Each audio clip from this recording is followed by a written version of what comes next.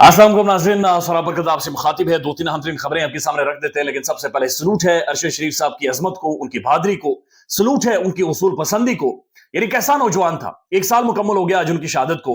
कैसा अजीम इंसान था। पाकिस्तान सारी जिंदगी ऐसा इंसान दोबारा से नहीं देखेगा। किस कदर बहादुर, खूबसूरत, रोमांटिक, पढ़ा लिखा एक नौजवान, एक इन्वेस्टिगेटिव जर्नलिस्ट जो हमने खो दिया। ये रियासत तो क्या उसके साथ इंसाफ करेगी? ये तो नहीं कर सकती। इनके अंदर तपड़ ही नहीं है, इनके अंदर इतना जोर नहीं है, ये अदालतें उसे इंसाफ दे ही नहीं सकती। और नहीं उसे इन अदालतों से इंसाफ चाहिए जिन्होंने उसकी जिंदगी, उसकी जान को नहीं बचाया। हम सबको पता है वो अदालतों में, मैं खुद जाकर रिपोर्टिंग करता रहा हूं। हम सबको पता है कि सुप्रीम कोर्ट अरशद साहब के मामले को तकमील तक नहीं पहुंचा सकती। हमें पता है कि रियासत अरशद साहब को इंसाफ नहीं दे सकती। लेकिन क्या अजीम इंसान था ये, एक ऐसा नौजवान, एक ऐसा साफी कि जिसे पता था कि खुदा न खास्ता अगर उसके साथ कोई हादसा हो जाए तो उसके घर में कोई मर्द नहीं है लोगों को रिसीव करने के लिए।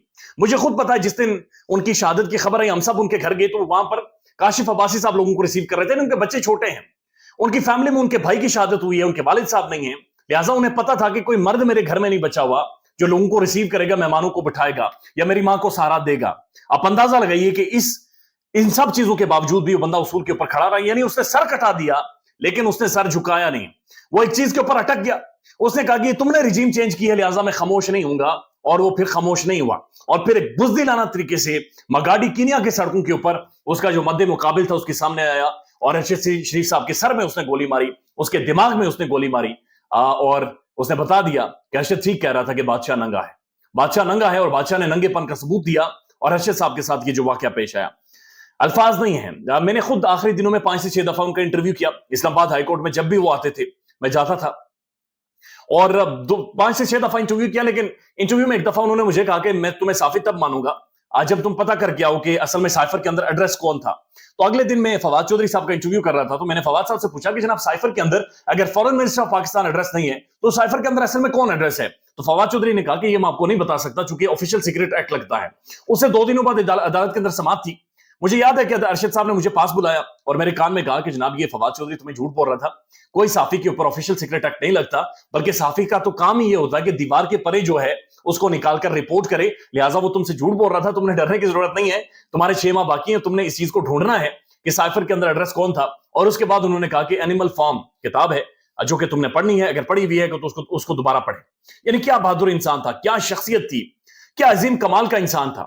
इस्लामाबाद हाईकोर्ट के बाहर बाजू का समी इब्राहिम साहब होते थे, यानी और साफी आपस में शुगल मेला भी लगाते थे, सारे दोस्त इकट्ठे होते थे। लेकिन उस शख्स ने कभी भी शुगल मेले में भी कोई ऐसी बात नहीं की जो कि गैर मुअज्जिब हो या किसी भी तरह की। वो खड़ा वहां पर मुस्कुराता था। क्या अजीम इंसान था। मेरे ख्याल में ये जब तक अरशद साहब के खून का फैसला नहीं होता, ये पाकिस्तान के अंदर जो बेचैनी है, जो इस्तराब है, जो बेयकीनी की सूरत हाल खत्म हो ही नहीं सकती। वो खून वो आज भी हमारा पीछा करता है, वो मुस्कुराहटें हमारा पीछा करती हैं, सिस्टम का पीछा करती हैं। लिहाजा वंस फॉर ऑल अरशद साहब के खून का फैसला होना पड़ेगा। और जिन्होंने उनके साथ ये वाकया किया, अल्लाह की जात एक तो उन्हें खैर करे, लेकिन दुनिया में निशाने इबरत बनाएगी और ये सारी निशाने इबरत बनते हुए हम देखेंगे। आगे बढ़ते हैं। और जो रिजीम चेंज हुई थी पाकिस्तान में, जिसके बारे में अरशद साहब पूछते रहे कि वो कौन था, बाद में खुद आकर चीखता रहा कि वो कौन था। अरशद साहब की रूह यकीनी तौर पर देख रही होगी, मुस्कुरा रही होगी, क्योंकि जो सवाल उन्होंने उठाया था ये सवाल अमर हो गया है।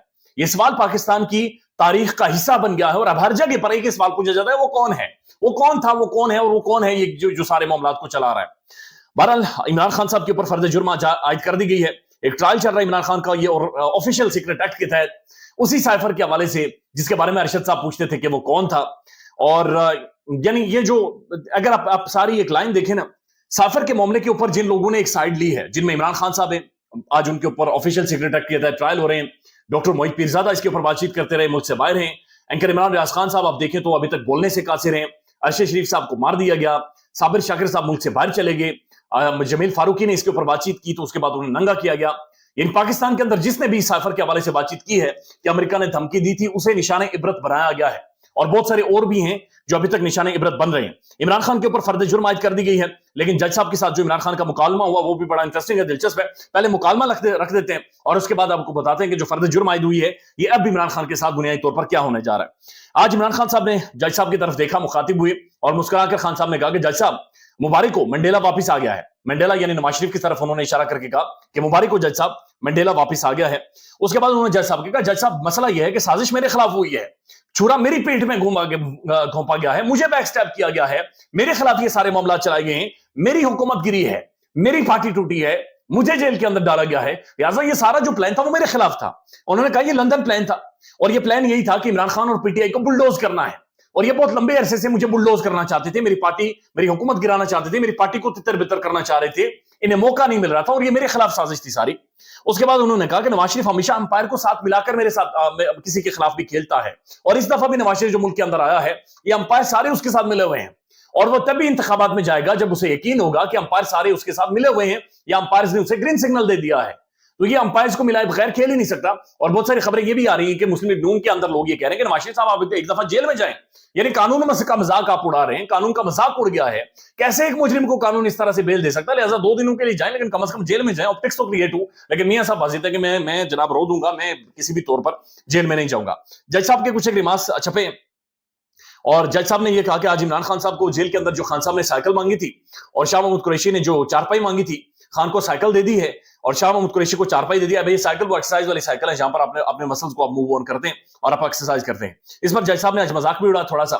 जज साहब ने कहा कि इमरान खान साहब अगर मोटरसाइकिल मांगते तो हम उन्हें मोटरसाइकिल भी दे देते, और अगर खान साहब की ख्वाहिश होती कि उन्हें स्विमिंग पूल जेल के अंदर दिया जाए तो मैं स्विमिंग पूल भी दे देता, लेकिन जगह कम है, ज़ाहिर है तैरने के लिए खान साहब को जगह नहीं मिलेगी। तो ये भी एक पता नहीं किस तरह के रिमार्क्स थे, लेकिन लाइटर नोट पर जज साहब ने कहा होगा कि खान साहब अगर स्विमिंग पूल भी मांगते तो उन्हें जेल के अंदर स्विमिंग पूल भी आज दे दिया जाता, और यानी जज साहब खुद जेल के अंदर जाते हैं। एक शख्स इमरान खान जिसे तकरीबन एक मुलजिम है, यानी मुजरिम भी नहीं है, यानी अभी उनके ऊपर फर्द जुर्म आयद हुई है। 16 अगस्त को इमरान खान साहब को गिरफ्तार किया गया था सारे मामले में, और अभी तक तकरीबन मेरे ख्याल में अगस्त के बाद अगर आप देखें तो 1.5-2 महीने हो गए खान साहब को, और अभी तक वो जेल के अंदर हैं, लेकिन उनकी जमानतों के फैसले इस्लामाबाद हाईकोर्ट में नहीं हो रहे और मामला आगे नहीं चल रहे। इमरान खान के ऊपर फर्द जुर्म आयद कर दी गई है, और साथ साथ जनाब बाकायदा से अब इमरान खान को 27 अक्टूबर को इमरान खान साहब का ट्रायल शुरू होगा। फर्द जुर्म यह है, जुर्म आयद होना यह है कि इमरान खान को बता दिया गया है कि ये जनाब आपके ऊपर इल्जामात है, ये चीजें आपके बारे में कही जा रही हैं, तो इसके ऊपर आपका क्या कह रहे हैं। तो इमरान खान ने फर्द जुर्म से इनकार कर दिया। उन्होंने कहा ये जो सारी बातें मेरे ऊपर मेरे हवाले से कही जा रही है झूठी है, फ्रॉड है, फ्रॉड पर मबनी है और मैं इनसे इत्तेफाक नहीं करता। तो उसके बाद ट्रायल का मरहला आता है, ट्रायल शुरू होता है, यानी जो प्रोसिक्यूशन होती है, जो रियासत होती है, वो अपने गवाहान को साथ लेकर आती है, और जो इमरान खान के जो वकला होंगे वो अपने तौर पर इस सारे मामले को डिफेंड करेंगे। लेकिन अब ट्रायल शुरू होगा, और ट्रायल के बारे में कहा जा रहा है कि उसी तरह का ट्रायल होगा जिस तरह से जज हुमायूं दिलावर साहब की अदालत में शुरू हुआ था, यानी फौरी तौर पर ट्रायल शुरू होगा, फौरी तौर पर मामला को निपटा दिया जाएगा और मामले को खत्म कर दिया जाएगा। एफआईए 28 गवाहान को पेश करेगी, और 28 गवाहान बताया जा रहा है कि 27 अक्टूबर से जो ट्रायल शुरू होगा उसके बाद 28 गवाहान है पेश होंगे, वो अपनी स्टेटमेंट रिकॉर्ड करवाएंगे, इमरान खान साहब के वकला उनसे जिरा भी करेंगे, और बहुत सारे और भी मामला खुलकर सामने आएंगे। अब जो 28 गवाहान पेश होंगे इनमें बहुत सारे ऐसे लोग भी हैं जो बड़े अहम लोग हैं, जिनमें एम्बेसडर साहब भी शामिल है, इमरान खान साहब के प्रिंसिपल सेक्रेटरी भी शामिल है, और भी शख्सियात हैं जो आने वाले टाइम में शायद आप देखेंगे कि वो खुलकर सामने आएंगी। और दूसरी एक और खबर यह है कि जो मिलिट्री कोर्ट्स में ट्रायल के हवाले से मामला है वो सुप्रीम कोर्ट ने आज फैसला महफूज कर दिया है। फिर जो इलेक्शन के हवाले से तारीख का मामला था वो भी सुप्रीम कोर्ट के अंदर जारी है। आज बड़े खुलकर रिमार्क सामने आए, बहुत सारी चीजें भी सामने आई कि सुप्रीम कोर्ट ये कहते हुए देखी गई कि आप क्या कहना चाह रहे हैं, यानी मर्दमशुमारी वाला जो मामला था, जो काउंसिल ऑफ कॉमन इंटरेस्ट जिसके अंदर 2 सीएम थे जो कि निगरान हुकूमत की चीफ मिनिस्टर्स हैं, यानी निगरान हुकूमत कैसे काउंसिल ऑफ कॉमन इंटरेस्ट हो सकती है। काउंसिल ऑफ कॉमन इंटरेस्ट की मीटिंग में निगरान सेटअप, एक निगरान जो टेम्पररी बुनियादों पर आया होता है, वो कैसे फैसले दे सकता है। तो उनका ये कहना था कि जनाब वो जो सेंसस हुआ था, इंतखाबा जो मर्दमशुमारी हुई थी, आप क्या समझते हो कि उसे कैंसिल कर दें तो फिर इंतखाबात कब होंगे। तो बाज़ाहिर ये महसूस हो रहा है कि जो जनवरी है उस तभी इंतखाबात होंगे, और इसके अलावा इस मामले के ऊपर अब कोई भी मामला आगे नहीं चलाए जा सकते। सोहेल बड़ाई साहब का एक तजिया है, और उनका यह कहना है कि इमरान खान खुद को एस्टेब्लिशमेंट से बड़ी एस्टेब्लिशमेंट समझ रहा था, और यही इमरान खान साहब की सबसे बड़ी गलती थी, और इसी गलती की वजह से उनकी पार्टी भी तितर बितर हुई है, और इमरान खान साहब खुद भी इसी गलती की वजह से मारे गए हैं। ख्याल रखिएगा अपना। अल्लाह हाफिज।